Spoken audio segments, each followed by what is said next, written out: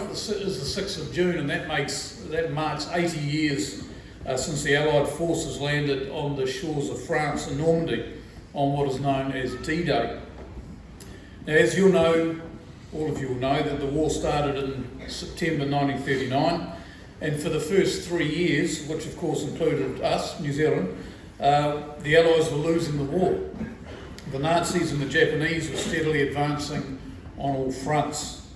In Europe, they had taken France, Greece, mainland Greece, as well as Crete and most of northern Africa.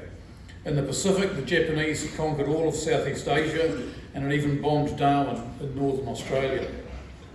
However, the tide began to turn, and in mid-1942 the Allies had stopped the German advances in North Africa at the Battle of El Alamein, and in the Pacific, the Japanese advance on Papua New Guinea was stopped at the Battle of the Coral Sea. And of interest, 4 of our old boys died at El Alamein: Lester Donkin, David Galloway, Keith Nielsen and Alfred Williams. After El Alamein, the Germans were in retreat. The Allied plan was to fight their way to Germany via 2 routes. The first was to drive the Germans out of North Africa and then push them back up through Italy and from Italy onto Germany. The other leg of the attack was to land in France from Britain and drive the Germans back through France and into Germany. Most of the New Zealand soldiers were involved in the Italian campaign. Today, though, we are focusing on the attack on Germany through France. Obviously, the Allies had to build up huge forces for such a plan to work.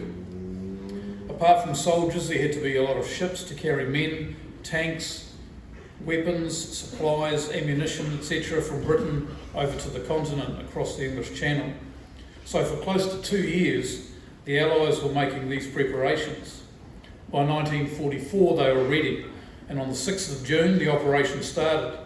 Now, those of you who may have seen Saving Private Ryan will have seen what's believed to have been a quite realistic depiction of the actual landings on D-Day. The landings ultimately were successful, and the Allied forces fought their way across France and into Germany, with the Germans eventually surrendering in 1945. Now, our school's connection with D-Day is an old boy, Mr. Jim Kelly, who was an officer on the HMS Oceanway that was involved with the D-Day landings. The Oceanway was a strange-looking ship. It was a large landing ship. Their main job was to deliver men and small craft loaded with equipment and war supplies to the various beaches where the Allies had landed on D-Day. As you can see from the pictures, they could even carry tanks. They made hundreds of trips across the English Channel from Portsmouth to the beaches of France. Without all the men and material they brought over, the whole campaign would have failed. Their main threats came from German motor torpedo boats, which would attack in packs of 4. These boats were very fast and dangerous. Jim's ship was never hit, as they always had a destroyer or frigate to protect them.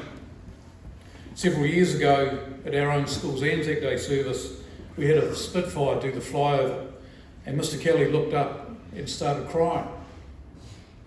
And he said, "Is that a Spitfire?" And I said, "Yeah, it is." And he goes, "The last time we saw one of them was in 1945, when a Spitfire took one of those torpedo boats that was about to attack them out of the water." So for him, 70 years later, the memories were just as fresh as they had ever been. The Allied forces fought their way through northern France, through the Netherlands and into Germany, reaching Berlin, meeting the Russians who'd come from the other side in 1945, just under a year after the D-Day landings. After the war, Jim returned to New Zealand in March 1946 and became a teacher. In the latter years of his life, he would come down every year to be part of our Anzac Day service, and he would lay the Gallipoli wreath. Jim passed away in 2021. He wrote a short book that tells of his wartime experiences, and some of the photos you've seen this morning are from that book. And the book will be available for loan from the library for a while. So it's 80 years, gentlemen, and we're starting to lose that generation of returned servicemen who were there and part of those occasions. So it's really important that we do acknowledge and remember those occasions, because they played a huge and important role in this country having the freedom it does today.